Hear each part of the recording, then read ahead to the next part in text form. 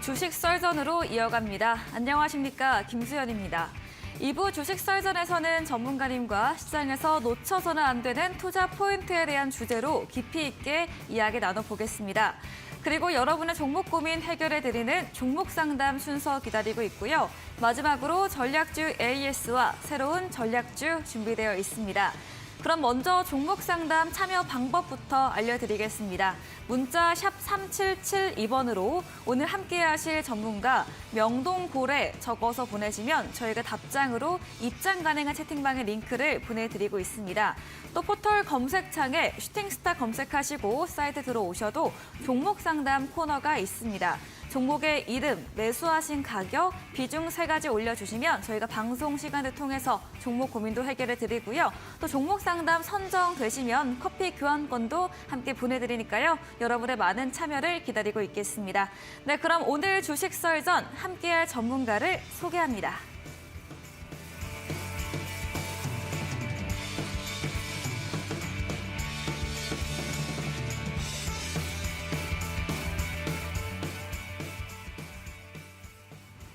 네, 주식 썰전 오늘은 명동고래 전문가님과 함께합니다. 전문가님 어서 오세요. 네, 안녕하세요. 네, 반갑습니다. 네, 반갑습니다. 네, 그럼 바로 오늘의 썰전 주제 확인해 보고 오겠습니다. 네, 오늘의 썰전 주제입니다. 주식 투자에 대해서 5단계에 대한 주제로 이야기 들어보겠습니다. 톱다운 투자 전략입니다.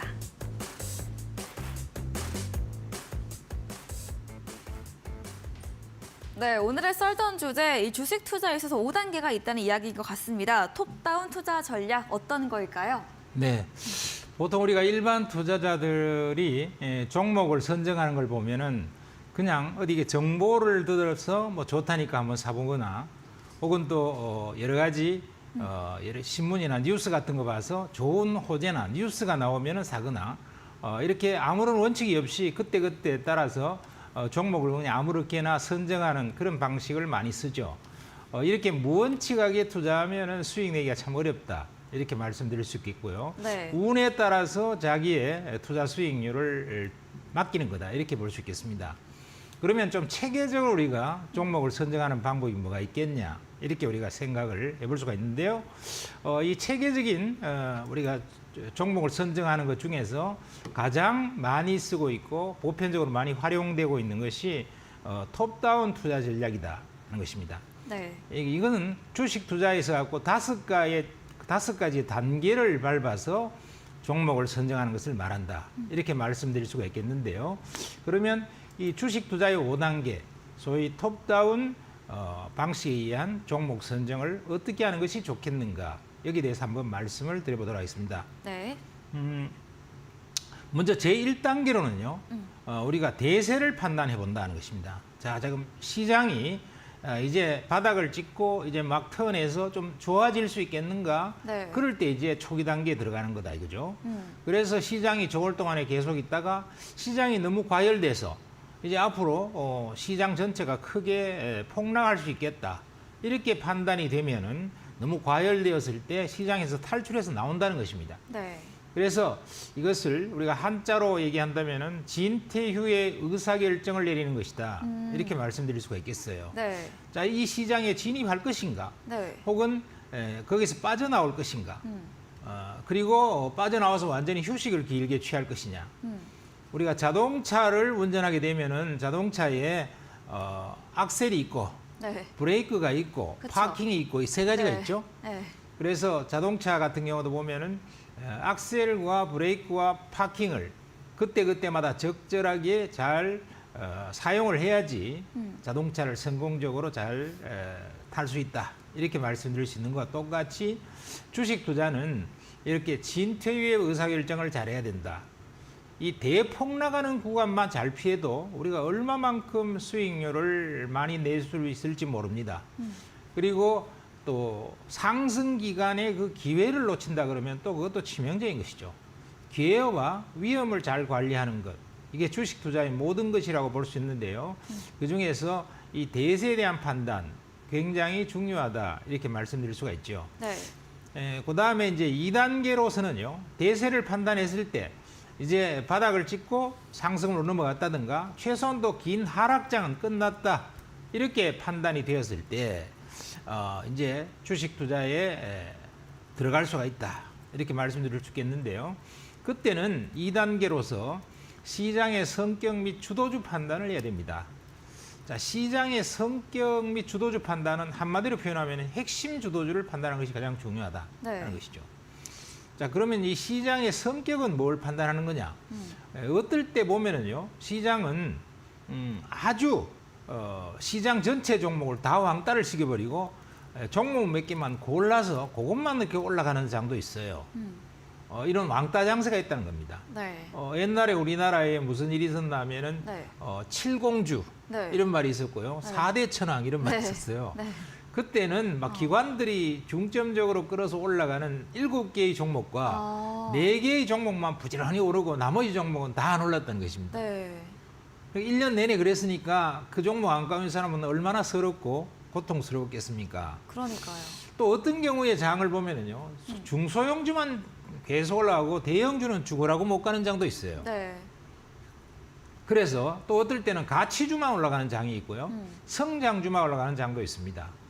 이렇게 장의 성격이 그때그때마다 조금씩 바뀐다 할 수 있겠는데요. 이런 시장의 성격, 이걸 잘 판단해서 우리가 결국은 시장의 성격을 판단하고 주도를 판단하는 것은 무엇을 판단하고자 하는 것이냐면은 핵심 주도주를 판단하고자 하는 것입니다. 네.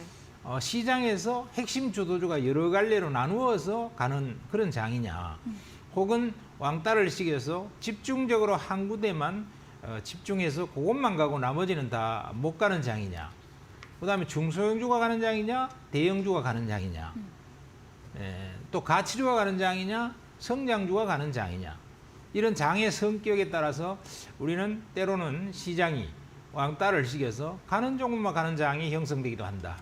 이럴 때 우리가 어떻게 해야 되느냐?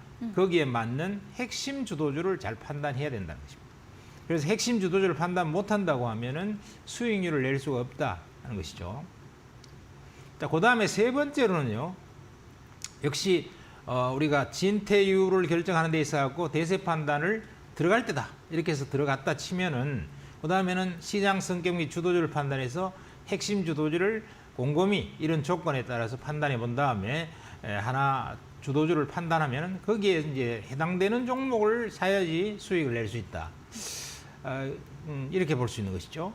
그리고 이제 세 번째는 매수 타이밍 선정을 잘해야 된다. 자, 종목을 어떻게 하면은 적정한 적기에 잘 투자를 해야 되는데 너무 많이 올라서 샀더니 큰 손실을 봤다. 이런 경우도 너무 많고요. 그다음에 종목이 어정쩡한 상태에서 사서 종목을 샀더니 조금 밀려서 팔아버렸더니 또 올라갔다. 이렇게 해서 참 타이밍 선정하는 게 쉬운 게 아니다. 그래서 또 어떨 때는요, 사고 났더니 많이 빠져서 이거는 바닥이다 이렇게 생각해서 샀는데 거기서부터 또 반토막이 나더라. 이랬을 때 참 난감하지요.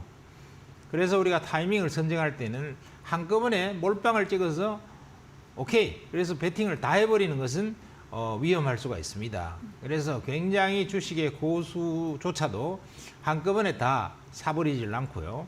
정말로 뭐 대단한 그런 인내와 집념의 사나이들, 실전 고수들을 보면은 1년에 걸쳐서 한 종목을 사는 사람도 있어요.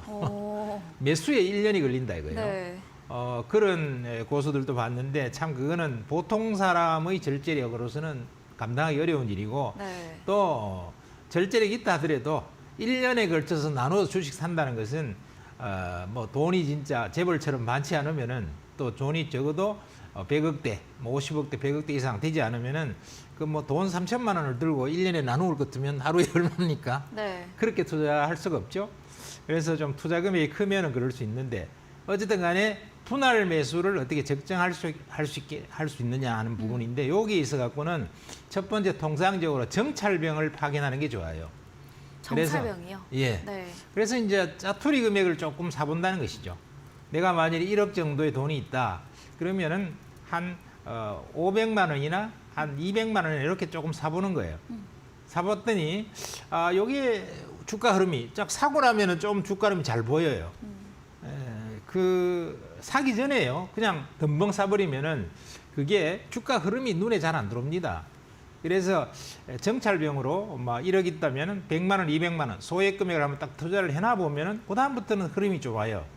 요게 좀 더 빠졌다 안 빠졌다 좀 지지선이 잘 구축되는 것 같다 이런 느낌이 오는데 요거는 될 것 같다 이런 생각이 들면 조금씩 분할해서 더 사야 된다 하는 것이죠. 대충 사야 되겠다 이러면 한꺼번에 몰빵 팍 찍어버리는 사람 치고 수익을 잘 내거나 성공하는 사람이 참 드뭅니다. 자, 그다음에 이제 네 번째 단계는 뭐냐 하면은요. 매도 타이밍 선정을 또 잘해야 돼요. 네. 뭐 사기는 잘 샀어요. 그래서 수익이 20% 났든 50% 났든 100% 났든 수익이 났는데 어떻게 팔 거냐? 그래서 한번 딱 팔았다 이겁니다. 50% 수익이 나서 딱 팔았는데 아니 거기서부터 상한가를 치고 자꾸 더 가는 거예요. 그럼 어떡할 거예요? 이걸 따라 사야 되느냐 말아야 되느냐 이런 게 또 문제가 되고요. 이러기 때문에 우리가 매도도 이렇게 분할 매도를 하는 게 좋다. 대량 매도는 일반적으로는 한 3분할 매도가 추천이 많이 됩니다. 대략 한 3분의 1을 팔아보는 거예요. 팔아놓고 더 가면은 그 다음에 나머지 3분의 2가 수익을 잘 내니까 좋지요. 그 다음에 3분의 1은 일단 팔았으니까 주가가 좀 꺾어지면 다음 단계로 이제 주가가 좀 빠졌으니까 3분의 1 팔아놓은 걸 갖고 다시 살 것인지 아니면은 이게 완전히 하락 추세로 접어드니까 이제 3분의 2 남은 것 중에서 또 3분의 1을 더 팔아볼 것인지 아니면은 이게 하락이 심상찮은 것 같아서 나머지 3분의 1을 다 팔아버릴 것인지 이런 것들을 결정할 수가 있다. 그래서 이런 결정한 데서 갖고도 3분할 매도가 일반적으로 가장 적합하고 괜찮다. 물론 자기의 실력과 그다음에 자기의 스타일에 따라서 이것은 조금 바꿀 수가 있습니다만 그렇게 해볼 수가 있다 하는 것입니다. 그래서 주식에서는 이렇게 종목 선정도 중요하지만 그 다음에는 매수 타이밍과 매도 타이밍, 이 타이밍 선정이 또 굉장히 중요하다는 거죠. 그래서 타이밍 선정을 잘 해야만 우리가 투자를 좀 성공리에 마무리를 잘할 수 있다. 주식 투자는 우리가 아무렇게나 발만 들인다고 잘 되는 것이 아니고 끝 마무리를 어떻게 잘하느냐 따라서 수익률이라든가 이런 것들이 천차만별로 갈라질 수 있습니다. 네. 그다음에 이제 마지막 5단계는요.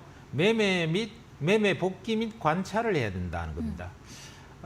자기가 투자했는 내용, 어디에서 사고 어디에서 팔고 어느 정도 비중을 싣고 어느 정도에서 탈출해 나오고 하는 것들에 대해서는 여러분들이 보통은요. 한번 사고 팔고 나면은요. 다시 쳐다보기도 싫어요. 그런데 정말 주식의 실전 고수들이나 실력을 많이 쌓은 고수들, 승부근성이 강한 고수들은 딱 보면은 매매 복귀 및 관찰을 엄청 중요하게 생각합니다. 제가 아는 많은 그 실전 고수들 주식으로 굉장히 뭐 1억 미만의 돈으로 한 100억 이상 버는 사람들 수십 명을 이렇게 만나서 얘기해보고 또 제가 관찰을 해보고 또 술도 한잔 해보고 이렇게 하면은요. 가장 특기 중에 하나가 승부근성이 아주 강해요. 승부근성. 네. 반드시 이겨야 된다 하는 그 근성. 지고 나면은 그날 울거나 아니면 밤새도록 자기가 뭐 때문에 실패했는가를 갖다 놓고 철저하게 연구하고 다시는 그 실패를 반복하지 않겠다. 이런 결심을 가진다는 거죠. 근데 맨날 실패하는 사람들은 보면은요. 승부근성이 하나도 없어요. 그냥 손실을 보면은요. 아이, 재수 없이 오늘 깨졌네. 술이나 한잔 하지. 이러고 자버립니다. 그러고는 완전히 또 새롭게 출발하죠. 이렇게 해서는 우리가 실력이 늘지도 않고 또 성공하기도 어렵다. 그래서 정말 도끼를 품은 승부근성을 가진 자들이 보니까 다 크게 돈을 벌더라 하는 겁니다. 자, 그러면은 이 매매 복귀 및 관찰 이것을 잘 해야 되는데요. 우선 매매 복귀를 한다는 것은 무엇을 말하느냐 하면은 자기가 매수와 매도를 끝낸 다음에는 반드시 사는 것을 잘 샀는지를 잘 관찰하고 또 거기에서 분할 매수나 보초병을 잘 내보냈는지를 잘 보고 또 적정한 가격에서 적정한 가격으로 샀나 이걸 잘 봐야 되고 물론 완전히 우리가 정바닥에 산다 이거는요 꿈만 그렇게 가질 수 있을 뿐이지 불가능합니다. 정바닥에서 누가 살 수 있냐 말이죠. 오렌 버핏도 그건 불가능하다고 그랬어요. 자, 그러면은 적정한 가격 수준 정도는 사야 되는데 실패를 하는 사람들 보면은 꼭지에 사버린단 말이죠. 완전히 주가가 겁나게 올라가서 상투 딱 찍은 날 그거다 떡 사버리고요. 그 다음부터는 주구장창 주가가 빠지는 거예요. 그래서 손실을 엄청 봐버리는 사람들이 많아요. 만일에 자기 매매에 그런 것들이 다수 발견된다고 하면은 자기의 매수 타이밍 선정에 치명적 오류가 있다. 투자 기준에 결정적인 문제가 있다 하는 것을 우리가 알 수 있습니다. 네. 따라서 그런 걸 통해서 매수가 잘 됐는지 매도가 잘 됐는지 그것에 대해서 굉장히 지혜를 얻을 수 있다 하는 것이고 자기의 습관도 관찰할 수 있게 된다는 것입니다. 이 매매 복귀와 관찰을 해야만 자기가 지금 잘하고 있는지 못하고 있는지 이런 것을 알 수가 있어요. 또 자기 실력을 알 수가 있어요. 그래야만이 다음 승부에서 우리가 성공적인 투자를 할 수 있다. 네. 이렇게 말씀드릴 수가 있겠습니다. 그래서 이제 가장 중요한 것은 매매 복귀 및 관찰을 잘한 다음에 중요한 것이 뭐냐면 득전 불가근이에요. 네. 어떤 분들이 이걸 이제 제가 득전 불가근 이러니까 이거 뭐 사전 찾아봐도 없던데 이거 네, 무슨 말이에요? 이게 무슨 소리예요? 네. 이렇게 묻는 사람이 많습니다. 뭐 글자가 틀린 거 아니야? 이러는데 글자 틀린 거 전혀 아닙니다. 네. 이 득전 불가근이라는 것은 그 말 그대로요. 네. 득전 돈을 얻으면 네. 이런 뜻이고요. 불가근 가까이 가면 안 된다 이런 뜻이거든요. 네. 그러니까 이 말은 돈을 얻어서 무조건 가까이 가지 말아 뜻이 아니고 큰 돈을 벌었으면은 반드시 시장을 떠나서 좀 쉬다가 다시 해라. 보통요 큰 돈을 번 다음이 가장 위험해요. 네. 심지어 이것은요 네. 투자자뿐 아니라 기업가도 마찬가지고 사업가도 마찬가지고 장사꾼도 마찬가지야. 네. 왜냐하면 크게 돈을 벌고 나면은 완전히 자기가 투자의 신이 된 것 같아서요. 네. 막 자신이 만빵입니다. 맞아요. 그래서 또 뭐 그다음에는 팍 다지를 버리고 싶어요. 네. 그러면은 그다음에는요 90%의 확률로 실패합니다. 그쵸. 그것도 치명적으로 실패합니다.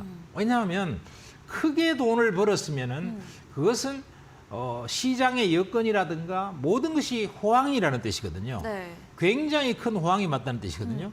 그럼 굉장히 큰 호황에 굉장히 과열되었을 때 내가 투자해서 큰 돈을 벌었는데 그 다음에 다시 몰빵을 찍어서 들어갔다는 것은 무엇을 말하느냐면 굉장히 위험할 때 들어갔다. 네. 그 다음에 굉장히 모든 그 주가나 시세의 수준이 높을 때 들어갔다. 네. 이걸 말하거든요. 그러면 높으면 어떻게 됩니까? 물리죠. 높은 산은 절벽이 또 깊죠. 그래서 산이 높을수록 절벽이 가파르단 말이에요. 그래서 산이 높으면 골이 깊다. 이런 말도 있죠. 네. 그렇기 때문에 우리가 득전불가근 이것은 중국의 아주 고전 열전에 나오는 말인데요. 굉장한 중국의 거부, 중국의 최고의 거부가 자기가 평생 투자도 해보고 사업도 해봤더니 큰 돈 번 다음이 제일 위험하더라. 큰 돈 번 다음이. 그래서 큰 돈 번 다음에 또 투자하니까 대부분 실패더라. 그래서 큰 돈 번 다음에는 반드시 시장을 떠나서 조용하게 마음을 다스리고 명상을 하고 자기 자신을 겸손하게 만든 다음에 다시금 투자를 하는 게 좋다. 이렇게 말한 것입니다. 그래서 제 친구 중에 한 분이요. 돈 수백억 번 그런 투자자가 한 분 계시는데 7천만 원 갖고 한 수백억 벌었는데 이분이 하는 일은 뭐냐면은 주식을 한번 승부를 크게 봐서 돈을 수익을 크게 벌면은요. 반드시 한 달간은 강릉에 별장에 가서 놀아요. 오. 주식 때려치우고요. 네. 그러고 나서 한 달 뒤에 와서 다시 주식을 관찰을 하고 투자를 시작합니다. 자, 이렇게 하면 좋은 거죠. 네.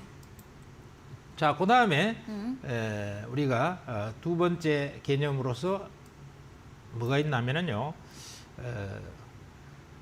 선생님 혹시 이거 두 번째 자, 전에 이 네. 진퇴휴에서 현재 시장은 그러면 진인지 퇴인지 휴인지 지금은 진이죠. 진이에요? 왜냐하면은 지난 1년 이상의 긴 하락 끝에 네. 긴 하락 끝에 이제 상승으로 막 전환됐잖아요. 오. 전환된 지 얼마 안 됐고 네. 주가가 폭락한 종목들이 너무 많죠. 네. 너무 많고 주도주가 나타나고 있잖아요. 음. 뭐 2차 전지라든가 이런 네. 뚜렷한 주도주들이 나타나고 있기 때문에 이런 상태에서는 우리가 투자를 충분히 해볼 해야 수 있다는 한다. 것입니다. 말씀해 주셨네요. 주도주는 이런 2차 상태에서는 전지로. 우리가 네. 투자를 잘할 수 있기 때문에 네. 전혀 문제할 거 없다. 이렇게 말씀드릴 수가 있죠. 네.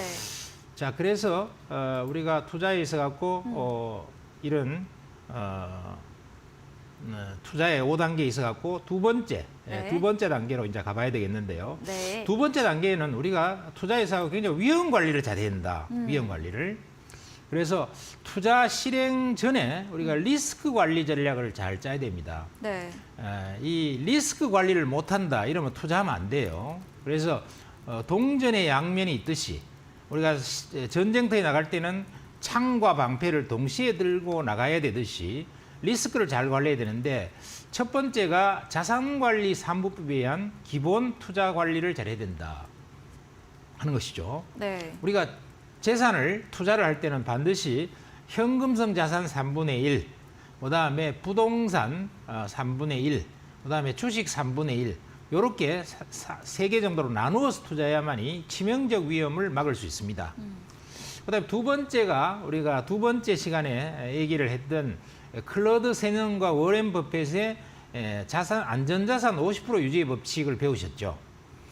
우리가 투자를 하는 데 있어서 일정 주기를 가지고 늘 현금성 자산 절반, 그다음에 위험 자산, 투자 자산 절반으로 늘 나누는 버릇. 이것이 여러분들의 투자 수익을 결과적으로는 수십 배 차이를 벌립니다. 워렌 버핏이 이것 때문에 억만장자가 된 거죠.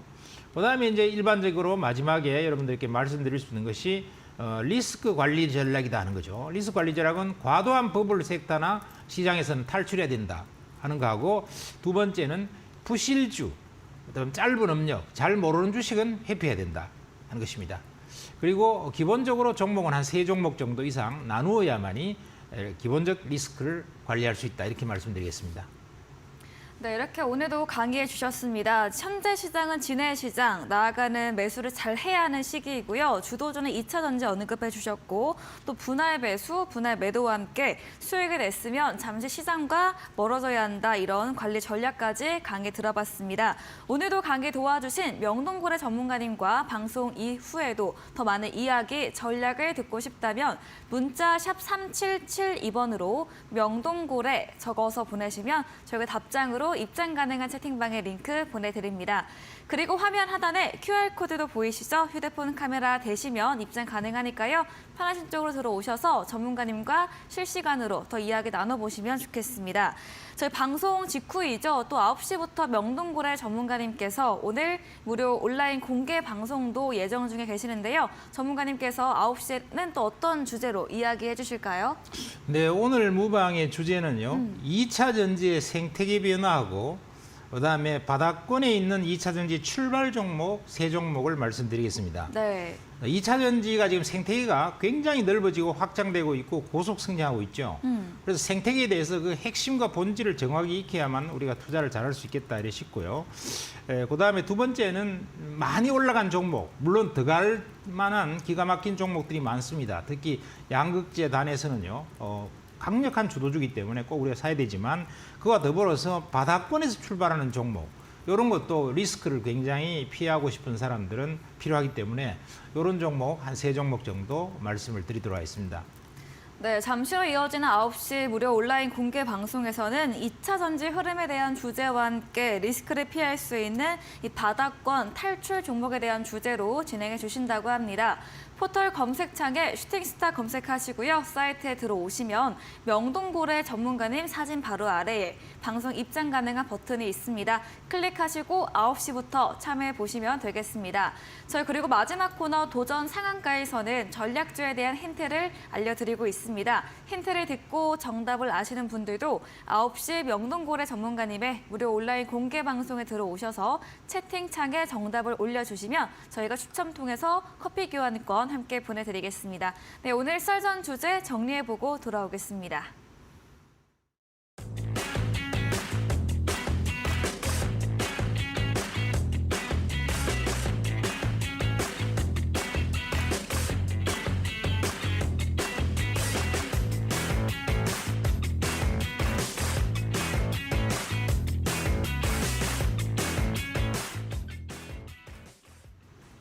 네, 이번 코너는 여러분의 종목 고민 해결해 드리는 종목 상담 순서입니다. 바로 첫 번째 종목부터 확인해 보겠습니다. 덱스터 올려주셨습니다. 매수가 15,000원, 비중은 15%인데요. 메타버스 관련주 덱스터 오늘 소폭의 강보합으로 12,450원으로 좀 거래 끝냈습니다. 손실 구간인데 덱스터 올라갈 수 있을까요? 네, 덱스터 이거는요 장기간에 걸쳐서 굉장히 많이 폭락을 했는데 요번에 네. 이제 작년 12월 달에 반등 한번 세게 줄 때 그때 이제 15,000원 꼭대기 비슷한 가격에서 거의 샀어요. 너무 높게 사셨죠. 네. 너무 높게 샀는데 지금은 꽤 한 20% 가까운 손실이 나고 있는 구조다 이렇게 말씀드릴 수 있겠는데요. 한마디로 말씀드리면은 상당히 어렵겠다 이렇게 생각이 됩니다. 네. 손절하고 좀 나오는 것이 좋지 않겠냐. 반등을 줘도 아주 미미한 반등밖에 없을 거다 이렇게 생각이 들고요. 네. 손절하는 것이 맞겠다 이런 생각이 드는데 우선 이 회사의 기본적인 그 내용을 보면은 시총 3,100억인데요. 우선 그 적자도 한 62억 정도 났고 메타버스 관련주다 그래서 좀 올라갔을 때 비싸게 샀는데 지금이 이제 금리가 계속 올라가요. 그래서 네. 금리 상승기에는 이 기술주라든가 이런 것들은 굉장히 어렵습니다. 거기에다가 실적도 별로 안 좋고요. 그다음에 메타버스 관련주는 지금 시장의 주도주가 되기가 어렵죠. 그렇기 때문에 웬만하면은 뭐 반등 살짝 줄 때 정리하고 나오는 것이 맞지 않겠나 이렇게 판단이 됩니다. 네, 덱스터에 대해서 금리 상승기로 기술주가 상대적으로 어렵고 또 실적도 뒷받침해주지 못하는 만큼 매수 구간까지는 좀 어렵다 의견 제시해 주셨습니다. 반등이 나올 시에 정리해보자 이렇게 말씀해 주셨네요. 다음 종목은 이지바이오입니다. 매수가가 5,500원, 한 작년 3, 4, 5월 가격 같고요. 비중이 꽤 큽니다. 30%이고 오늘은 3,950원으로 역시나 손실 구간인데 이지바이오는 또 어떤 말씀 들어볼 수 있을까요? 네, 이지바이오도요. 보면은 지금 비중도 조금 크고 주가가 네. 5,500원에 사셨는데 거의 이제 단기적인 상투권에 사셨어요. 네. 그래서 상당히 조금 어려운데 다만 이 회사 같은 경우는 이익은 좀 냅니다. 부채는 좀 많지만 이익은 좀 내고 있어서 반등 정도는 살짝 줄 수 있는 정도는 되겠다 이렇게 생각이 되는데요. 이 반등의 폭을 너무 크게 보면 안 되겠다 이렇게 생각이 들고요. 그저 한 4,100-200원 정도 그 정도 반등 정도 줄 수 있지 않을까 싶은데 살짝 반등 주면 팔고 나오는 게 좋겠다 생각되는데 이런 바이오 주식들은 지금 시장의 주도주 맥락이 안 맞죠. 네. 그래서 상당히 고생을 좀 하실 것 같습니다. 네. 제가 아까 잘 못 들었는데 이 가격이 4천 얼마 선에 오면 정리해보자고 한 하셨죠?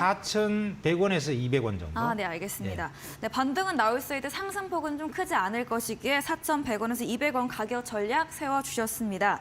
다음 종목은 아난티입니다. 매수가가 7,530원이고요. 비중은 15%인데 아난팅도 약간 리오프닝 기대감도 있고 뭐 호텔 이런 관련 종목인데 오늘은 7,210원으로 마감을 했습니다. 어떻게 보실까요? 네, 아난티는 뭐 실적도 좀 좋고 네. 그다음에 콘도하고 그다음에 이런 뭐 골프장 같은 거 이런 사업을 하는데 사업은 잘하고 있어요. 네. 잘하고는 있지만 어쨌든 건설 내지는 레저 휴양 개념인데요. 지금 리오프닝이 있으니까 약간의 어떤 다른 건설주보다는 좀 좋은 측면이 있기 때문에 바로 앞에 고점대 정도 보시면 될 것 같아요. 네. 그래서 그런 정도 선까지만 보시면 안 되겠나 싶은데 고점대가 가격은 한 8,000원 정도 걸려 있네요. 네. 그 정도 선에서 정리하고 나오는 걸로 이러면 어떨까 싶습니다. 네, 아난티는 직전 고점인 8,000원대에서 좀 정리해보자 이런 의견 주셨습니다. 다음 종목입니다. AI 관련주 셀바스 AI입니다. 매수가가 29,000원으로 최근 거의 고가 매수를 하셨고요. 비중 10%인데 오늘 28,100원으로 마감을 했습니다. 셀바스 AI도 고가이신데 네, 네. 어떻게 하면 좋을까요? 셀바스 AI도 뭐 단기적으로는 굉장히 좀 높은 가격에 사셨네요. 네. 그렇게 높은 가격에 사는 것은 별로 좋은 그것은 아니죠. 특히나 이런 것들은 셀바스 AI는 기술적인 그런 기술은 상당히 탁월하지만은 네. 실적은 별로 신통찮기 때문에요. 네. 이런 실적이 좋지 않는 주식에 높은 가격에 사는 것은 상당히 단기적으로 좀 위험할 수 있습니다. 그렇지만은 이 셀바스 AI의 기술력은 일단 음성 합성 분야에서는 국내에서 1위다 하는 것이고 음성 인식률도 한 98% 되니까 인공지능에 관련돼서 기술은 좋아요. 기술은 좋아서 조정을 좀 받으면은 다시 한 차례 반등은 줄 수 있을 거다. 이렇게는 생각이 되어서 되지만은 어쨌든 비중이 높다면은 한번 정리를 반등을 이용해서 정리를 하고 다시 이 주식을 사는 것도 생각해 볼 수 있지만 비중이 한 10% 정도면은 한번 포트폴리오로서 기술이 좋으니까 조정을 받은 다음에 또 한 번 더 갈 걸 생각하고 보유하는 전략도 가져가 볼 수 있겠다. 이렇게 생각이 됩니다. 네, 셀바스 AI 음성 인공지능 기업이죠. 기술력이 좋은 회사인 만큼 보유로 의견 남겨주셨습니다. 오늘 종목 상담은 여기까지 진행해 보겠습니다. 더 원하시는 분들은 문자 샵 3772번으로 명동고래 적어서 보내시면 저희가 답장으로 입장 가능한 채팅방에 링크 보내드리고요. 또 포털 검색창에 슈팅스타 검색하시고 사이트 들어오셔도 종목 상담 코너가 있습니다. 종목의 이름, 매수하신 가격, 비중 올려주시면 방송 시간을 통해서 여러분의 고민을 해결해 드리겠습니다. 저희는 다음 코너 포트폴리오 AS 시간으로 돌아옵니다.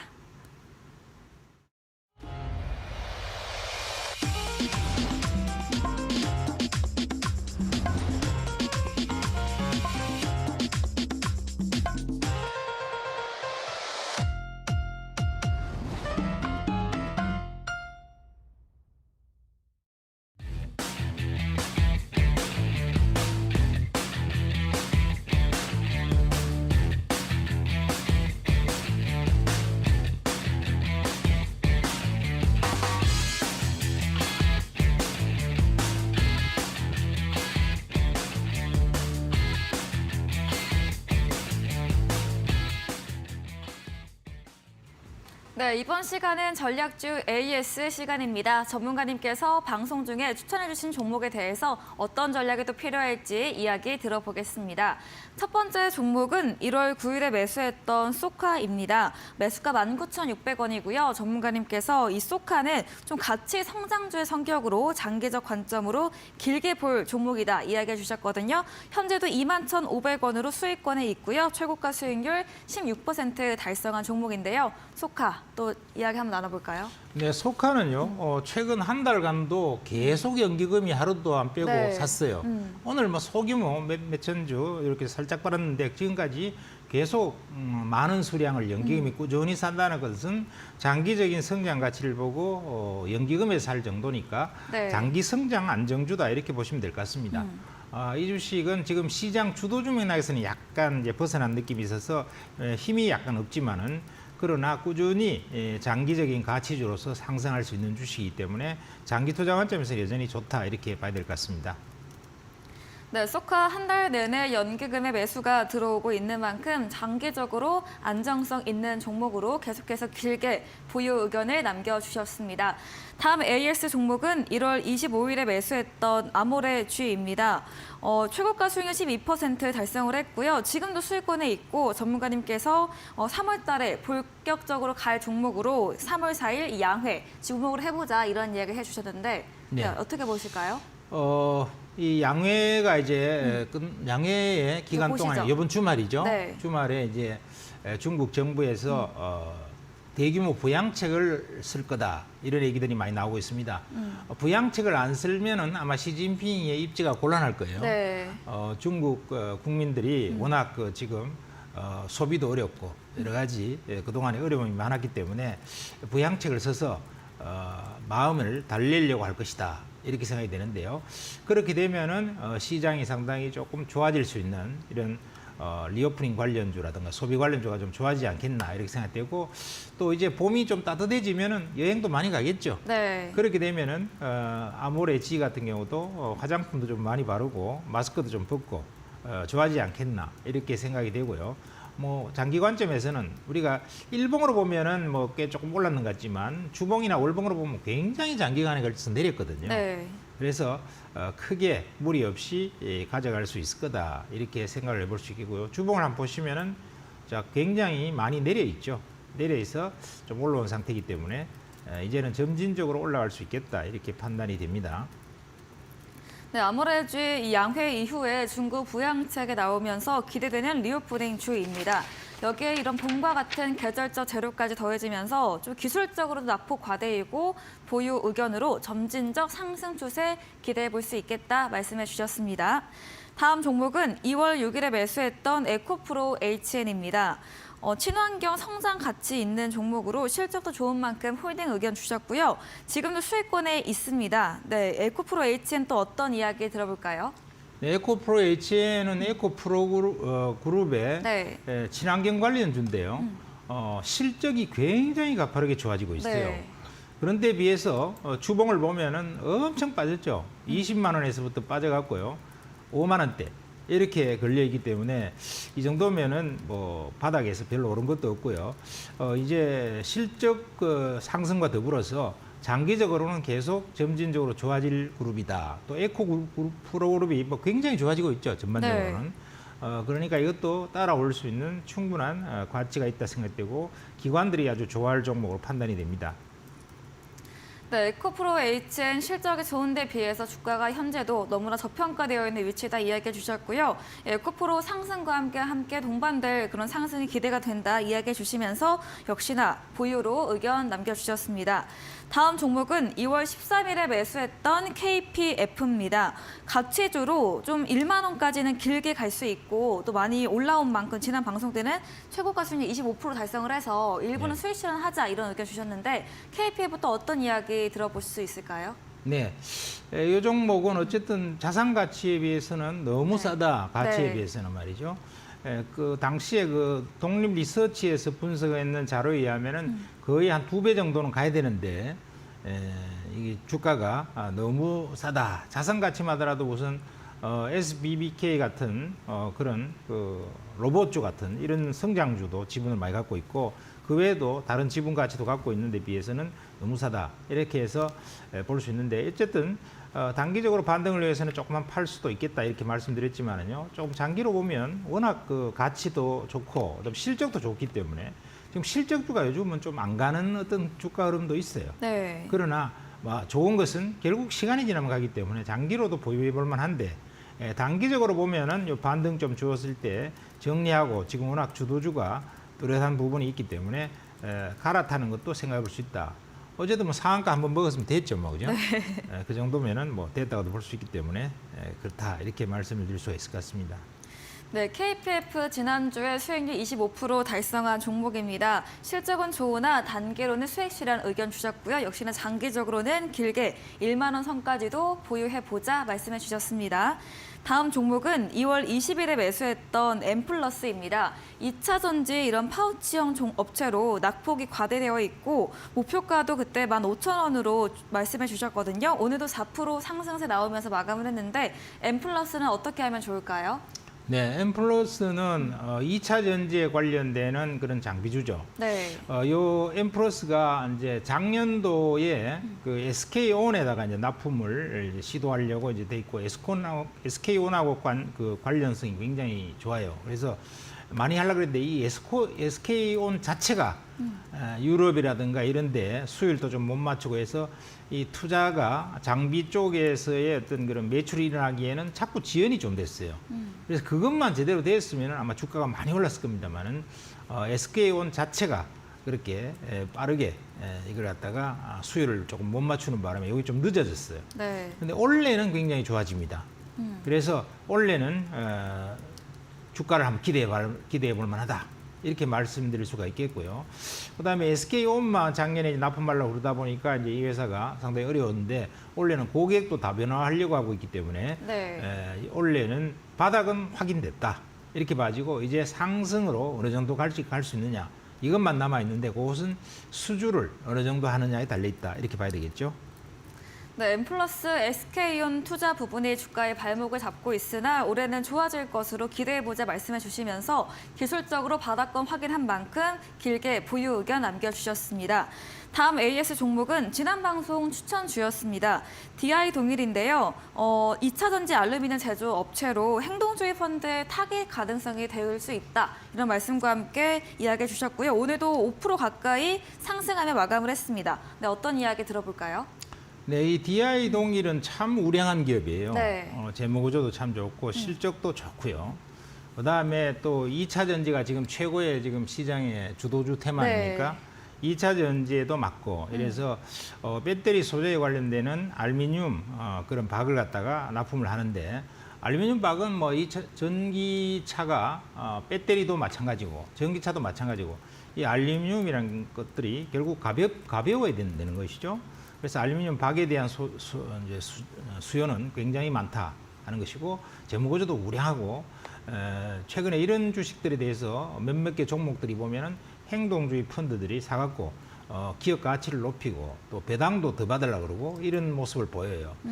일봉으로 보면 조금 올라 있는 것 같기도 하지만은 주봉으로 보면은 장기적인 하락 후에 쌍바닥을 찍고요. 이제 점진적인 상승 흐름을 타고 있습니다. 그래서 주도주 맥락도 되고 하기 때문에 중기 보유로 계속 끌고 가도 되겠다 이렇게 생각이 됩니다. 네, DI 동일까지 AS에 봤습니다. 오늘 전문가님의 전략주 종목들 이 지난 방송 추천주였던 DI 동일 제외하고는 모두 두 자릿수의 수익률을 보이고 있는데요. DI 동일도 역시나 점진적 상승으로 중기 보유 의견으로 마무리 지어보겠습니다. 명동고래 전문가님과 방송 이후에도 더 많은 이야기, 전략을 듣고 싶다면 문자샵 3772번으로 명동고래 적어서 보내시면 저희가 답장으로 입장 가능한 채팅방에 링크 보내드리고요. 또 화면 하단에 QR코드 보이시죠? 휴대폰 카메라 대시면 입장 가능하니까요. 편하신 쪽으로 들어오시면 되겠습니다. 저희 방송 직후입니다. 오늘도 9시부터 명동고래 전문가님께서 무료 온라인 공개 방송 준비 중에 계십니다. 공개 방송에서 어떤 주제로 이야기해 주실지 한 번 더 이야기 들어볼게요. 네, 이 2차 전지가 지금 최고의 주도주가 되고 있습니다. 네. 지금 뭐 인공지능 관련주나 로봇주도 한때 굉장히 인기가 있었습니다만은 이제 그런 것들은 실적이 뒷받침이 안 되거든요. 네. 실적이 뒷받침이 안 되기 때문에 미래의 그냥 불확실한 성장성에 기반하고 있기 때문에 주가가 많이 오른 다음에 계기가 조금 주어지면은 급락이 올 수 있다. 이런 위험이 늘 있다는 것입니다. 근데 거기에 반해서 2차 전지는 실적과 수주가 동반하기 때문에 굉장히 탄탄하고요. 지금까지 원래 수주가 거의 확정적인 것이 약 1000조인데 이게 당군 할아버지 이래로 최대 수주다 하는 네. 것이죠. 이렇게 1000조를 수주를 해서 그것도 뭐 대부분의 경우 바인딩 계약이기 때문에 확정적 수주입니다. 이 정도 수주를 해본 적이 없죠. 그러니까 이 산업은요, 2차전지 사업은 그냥 다른 주도주하고 다르게 봐야 된다 하는 것이고 이것은 메가 트렌드 주도주다 이렇게 봐야 되겠고요. 네. 이 메가 트렌드 주도주에서 생태계가 어떻게 변하고 있는가? 지금 한국, 중국, 일본 이래서 한중일의 어떤 관계 가운데서 우리가 경쟁력을 확보하고 있는가? 또 CATL 같은 경우도 막 덤핑을 요즘 리튬을 치고 하는데 거기서도 우리가 한국의 배터리 업체들은 좋아질 수 있을까 하는 이 생태계 변화에 관해서 우리가 중요한 핵심 포인트는 몇 가지 짚고 가야만 투자를 잘할 수 있다. 자신 있게 할 수 있다 하는 것이고 그다음에 또 한 가지는 바닥권에 출발하는 종목을 또 원하시는 분이 많죠. 지금 뭐 2배, 3배씩 오른 종목들이 나오고 있기 때문에 그런 것은 도저히 나는 못 사겠다. 이런 사람이 많기 때문에 사실은 그런 거 좀 사도 되는 것도 몇 개 있어요. 네. 그래서 그렇지만 그런 거 싫어하는 분들이 되게 많기 때문에 바닥에서 출발하는 것들, 그다음에 앞으로 좋아진 것들 이런 거 한 몇 종목을 여러분들께 말씀을 드리도록 하겠습니다. 네, 잠시 후 이어지는 9시 무료 온라인 공개 방송에서는 이 지난 주도주 AI나 로봇과 비교를 하면 수주와 실적까지 뒷받침되는 현재의 주도주 메가트렌드 2차 전지주에 대해서 좀 거시적이고 글로벌 트렌드 어떻게 보이고 있는지 자세히 알려주신다고 합니다. 또 바닥 탈출할 수 있는 안전한 종목까지도 추천해 주신다고 하니까요. 참여해보시면 좋겠습니다. 저희 다음 코너 도전 상한가에서 전략주에 대한 힌트를 알려드립니다. 힌트를 듣고 정답을 아시는 분들 우리 온라인 공개 방송에 들어오셔서 채팅창에 올려주시면 커피 교환권 함께 보내드리겠습니다. 마지막 코너 도전 상한가로 돌아오겠습니다.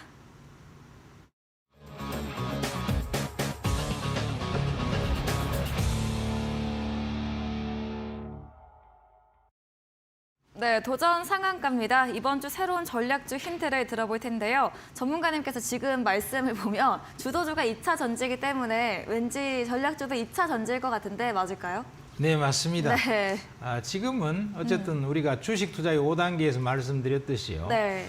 종목을 선정할 때 시장의 성격과 주도주에 대한 판단, 이걸 한 다음에 핵심 주도주를 들어가는 것이 제일 좋다 이렇게 말씀드렸죠. 네. 여러 가지 형태의 주도주가 있는데 그걸 시장의 성격과 더불어서 같이 판단해 보면 역시 2차 전지가 최고의 챔피언 주도주 섹터다 이렇게 말씀드릴 수 있겠네요. 네.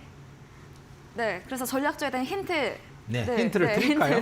네. 안 드리면 안 될까요? 네, 알려주세요. 자, 그러면 힌트를 세 가지를 드릴게요. 네. 첫 번째가 이 주식은 배터리 셀.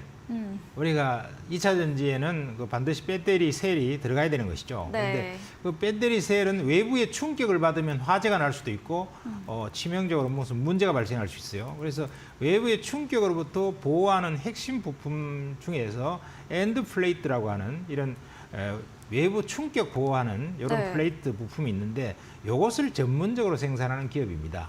이거는 꼭 필요한 부품이죠. 핵심 네. 부품입니다. 자, 그리고 두 번째는요. 고진공 다이 캐스팅이라고 하는 이런 기술을 적용했어요.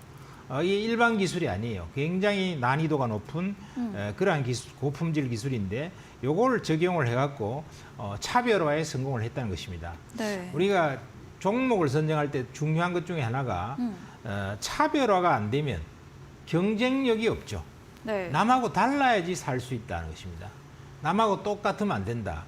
그래서 에코프로의 이동채 회장님 같은 경우 보면은요, 자기가 이렇게 에코프로 이동채 회장은 진짜 대단하신 분인 것 같아요. 네. 왜냐하면은 저 지방에 있는 별 볼 일 없는 처음에는 2004년도 출발할 때는요, 여직원 하나 데리고 자본금 1억으로 출발했대요. 네. 근데 지금 시가총액이 코스닥에서 시총 1위입니다. 네. 그리고 에코프로 BM하고 에코프로를 합치면은 30조 가까이 되거든요.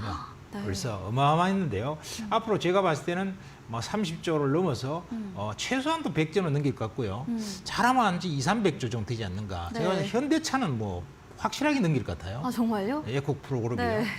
자, 그렇게 본다고 하면은 정말 대단한 그룹인데 거기에 이동채 회장님 같은 경우에 뭐라고 말씀하셨냐 네. 하면은 바로 이런 경쟁력에 대해서 얘기했어요. 네. 자, 압도적 경쟁력을 가지려면 어떻게 해야 되나? 압도적 경쟁력을 가지려면 남이 안 하는 것, 네. 남이 한 번도 안 해보고 내가 제일 빨리 할 수 있는 거, 이걸 해야 된다. 이래갖고 이분이 2004년도에 네. 바로 양극재 여기에 관련돼서 뭔가 배터리 사업을 시작한 거예요. 네. 이 배터리 사업을 2004년도에 시작했다는 것은 정말 놀라운 일이에요. 그러니까요. 그리고 없는 돈까지 달컥을 모아서 2007년도에 제일모직으로부터 이 배터리 양극재 사업을 인수를 받았어요. 네. 이게 삼성그룹부터 인수받은 거죠. 그래갖고 그때부터 12년간 10,000번 이상의 어마어마한 실패를 겪은 끝에 오늘날의 양극재에 성공을 해서 양극재 캐파 수준에서 세계 1위입니다. 지금. 네. 그래서 지금 뭐 에코프로 BM 같은 거는 17조죠, 지금 시총이. 네. 그리고 프로까지 합치면은 30조 가까이 되는데요. 뭐 지금 코스닥 시총 1위가 됐네요. 축하드립니다. 그래서 이런 독보적 경쟁력 이런 것들을 확보하고 있느냐 없느냐 이게 중요하다는 것이죠. 그래서 이 회사도 굉장히 고난이도 기술을 갖다가 확보를 해서 그러면 성공할 가능성이 굉장히 높은 거죠. 그리고 영업이익률도 지금 한 10% 정도 냅니다. 꽤 잘 내고 있다. 짭짤하게. 이렇게 말씀드릴 수 있겠고요. 그다음 세 번째 포인트는 지금까지는 LG 엔솔에다가 주로 납품을 했어요. 이 핵심 부품을. LG 엔솔만 해도 뭐 어마어마한 기업이 됐죠. 그래서 앞으로는 뭐 LG 엔솔이 삼성전자를 능가할 가능성이 굉장히 높은데요. 이 LG 엔솔에서 고객 및 신제품에 대한 다변화를 지금까지는 LG 엔솔에 주로 납품했어요. 근데 앞으로 이제 다른 데도 납품하고 또 제품도 요 엔드 플레이트 외에도 한 2가지 정도 신제품을 지금 개발을 해서 거의 완성 단계에 있습니다. 한마디로 표현하면 앞으로 꾸준히 성장할 기업이 틀림없을 것 같다. 이렇게 판단된다는 거죠. 자, 그러면은 지금 주가 수준을 보면 어떠냐면요. 이게 신규 등록주예요.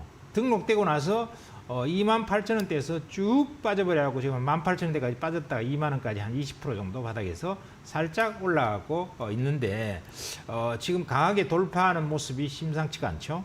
그래서 실적도 좀 좋아지고 고객도 다변화하고 기술력도 좋고 엄청 빠져갖고 바닥에서 거래 붙으면서 양봉이 났는데 이런 것들 이제 월요일 정도 장중 저점 매수하는 거 좋을 것 같다 이런 생각이 드네요. 네. 네, 이렇게 전략적 힌트와 매수 전략까지 간단히 말씀해 주셨습니다. 오늘 저희가 준비한 내용은 여기까지입니다. 본 방송에서 제공해드린 정보는 투자 판단에 대한 조언일 뿐이라는 점 참고해 주시기 바랍니다. 오늘도 끝까지 함께해 주신 여러분 진심으로 고맙습니다.